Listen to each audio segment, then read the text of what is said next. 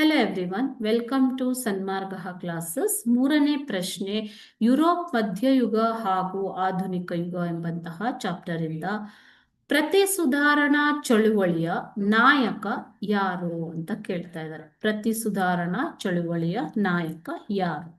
Options ನೋಡೋಣ. Option A Chaucer, option B Francesco Petrarch, option C Martin Luther ಮತ್ತು option D Ignatius Loyola.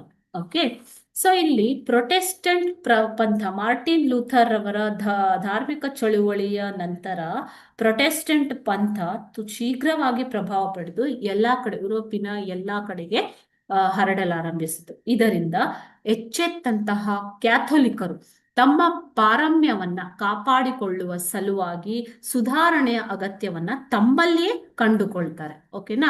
So ಈ ಒಂದು ಸುಧಾರಣೆಯಿಂದಾಗಿ ಜನ್ಮ ತಳೆದಿದ್ದೇ ಯಾವುದು? ಪ್ರತಿ ಸುಧಾರಣೆ ಎಂಬಂಥದ್ದು. ಓಕೆನಾ ಮಕ್ಕಳೇ? ಸೊ ಪ್ರತಿ ಸುಧಾರಣೆ ಚಳುವಳಿಗೆ ಈ ಒಂದು ಯೋಚನೆಯೇ ಒಂದು ಜನ್ಮವನ್ನ ನೀಡಿತು ಮಕ್ಕಳೇ. ಪ್ರೊಟೆಸ್ಟೆಂಟ್ರ ಅಭಿವೃದ್ಧಿಯನ್ನ ತಡೆದು ರೋಮ್ನ ಚರ್ಚ್ಗಳಿಗಾಗಿದ್ದ ಹಾನಿಯನ್ನ ಸಾಕಷ್ಟು ಸುಧಾರಿಸಬೇಕೆಂದು ಸರಿಪಡಿಸಬೇಕೆಂದು ಸರಿಪಡಿಸಬೇಕೆಂಬುದೇ ಈ ಒಂದು ಚಳುವಳಿಯ, ಪ್ರತಿ ಸುಧಾರಣಾ ಚಳುವಳಿಯ ಮುಖ್ಯ ಉದ್ದೇಶವಾಗಿತ್ತು. ಓಕೆನಾ? ಸೊ ಆದುದರಿಂದ ಚರ್ಚ್ಗಳಲ್ಲಿ ಆಂತರಿಕವಾದವನ್ನು ಸುಧಾರಣೆ ಮಾಡಿ ಎಲ್ಲ ತೊಂದರೆಗಳಿಗೂ ಪರಿಹಾರವನ್ನು ಹುಡುಕುವ ಪ್ರಯತ್ನವನ್ನ ನಡೆಸಲಾಗಿತ್ತು. ಈ ಚಳುವಳಿಯ ನಾಯಕ ಯಾರು ಅಂತಂದ್ರೆ ಒಬ್ಬ ಸ್ಪ್ಯಾನಿಷ್ ಶ್ರೀಮಂತ. ಯಾರು ಆ ವ್ಯಕ್ತಿ? Ignatius Loyola. Ignatius Loyola 1540ರಲ್ಲಿ Jesus ಸೊಸೈಟಿಯನ್ನ ಸ್ಥಾಪನೆ ಮಾಡ್ತಾನೆ ಮಕ್ಕಳು. 1540ರಲ್ಲಿ ಈತ ಜೀಸಸ್ ಸೊಸೈಟಿಯನ್ನ ಸ್ಥಾಪನೆ ಮಾಡ್ತಾನೆ. ಓಕೆನಾ?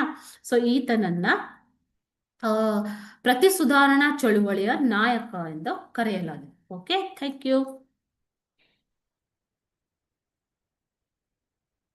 Hello everyone, welcome to Sanmarga classes. 4ನೇ ಪ್ರಶ್ನೆ, ಯುರೋಪ್ ಮಧ್ಯಯುಗ ಹಾಗೂ ಆಧುನಿಕ ಯುಗ ಎಂಬಂತಹ ಚಾಪ್ಟರ್ ಇಂದ ನೂಲುವ ಸ್ಪಿನ್ನಿಂಗ್ ಜೆನ್ನಿ ಯಂತ್ರದ ಸಂಶೋಧಕ ಯಾರು ಅಂತ ಕೇಳ್ತಾ ಇದ್ದಾರೆ.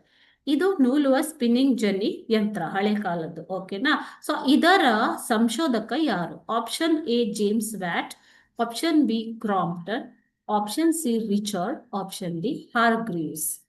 1764ರಲ್ಲಿ ಜೇಮ್ಸ್ ಹಾರ್ಗ್ರೀವ್ಸ್ ಎಂಬುವನು, ಜೇಮ್ಸ್ ಹಾರ್ಗ್ರೀವ್ಸ್, ಈತನ ಪೂರ್ಣ ಹೆಸರು ಜೇಮ್ಸ್ ಹಾರ್ಗ್ರೀವ್ಸ್, ಈತನು ನೂಲುವ ಸ್ಪಿನ್ನಿಂಗ್ ಜೆನ್ನಿ ಯಂತ್ರವನ್ನ ಸಂಶೋಧನೆ ಮಾಡ್ತಾನೆ. ಓಕೆ, ಕೆಲವು ವರ್ಷಗಳ ನಂತರ ರಿಚರ್ಡ್ ಆರ್ಕ್ರೈಟ್ ಎಂಬುವನು ಸ್ಪಿನ್ನಿಂಗ್ ಜೆನ್ನಿಯನ್ನ ಉತ್ತಮಪಡಿಸ್ತಾನೆ. ಓಕೆ, ಸೊ 1769ರಲ್ಲಿ ಅವನು ನೀರಿನ ಚೌಕಟ್ಟನ್ನು